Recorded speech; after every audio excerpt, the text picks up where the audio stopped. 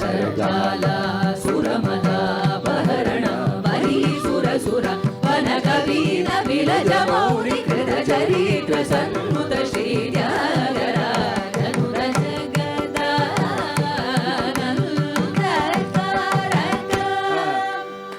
ಪನಿ ಪಮನಿ ಪಮ ಪಮ ಗಮರಿ ಸರಿ ಸಮಗ ಪಮನಿ ಪಮ ಗಮ ಸರಿ ಸಮರಿ ಸರಿ ಸರಿ ಪಮ ಗಮ ಸರಿ ಪಮರಿ ಸರಿ ಗಮ ಜಗದಾನಂದಕಾರಕ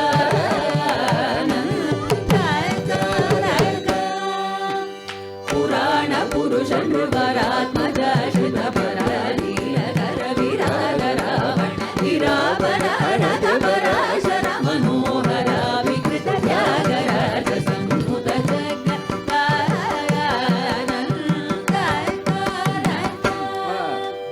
ಪಪನಿ ಪಪನಿ ಪಪ ಮಪನಿ ಪನಿ ಪಪ ಮಮ ಪಮನಿ ಪಮ ಸನಿ ಪಮ ಪಮ ಗಮ ಪಮರಿ ಸ ಪಮರಿ ಸನಿ ಪಮರಿ ಸನಿ ಪಮರಿ ಸ ಪಮ ಸನಿ ಸ ಪಮರಿ ಸನಿ ಸ ಮರಿ ಸ ಪಮರಿ ಸನಿ ಪಮ ಸನಿ ಪರಿ ಸ ಸನಿ ಪಮ ಜಗದಾನಂದಕಾರಕ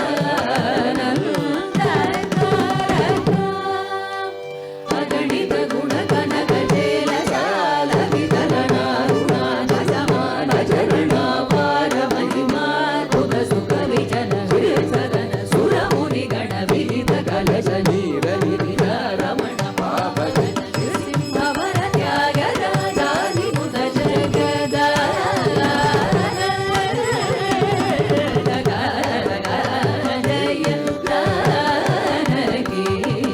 ಪ್ರಾಣನಾಯಕ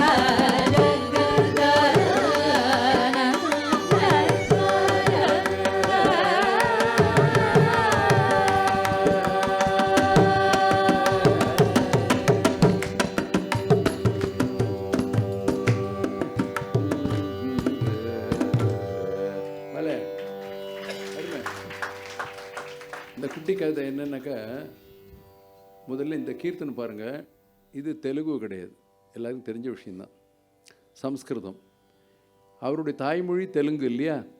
ஏன் தெலுங்கில் போடல, சம்ஸ்கிருதத்தில் போட்டார்னா, சம்ஸ்கிருதம் தான் தாய்மொழிகளுக்கெல்லாம் தாய்மொழி. இப்போ தமிழில் நம்ம தமிழ்னு சுத்த தமிழ் எவ்வளோ தூய தமிழாக இருந்தாலும் அதில் ஒரு 40% சம்ஸ்கிருதம் இல்லாமல் இருக்காது. ஏன்னா அனாதியாய் ஆதி காலத்திலிருந்தே தமிழும் வடமொழியும் வேரோடு வேறு கலந்தது.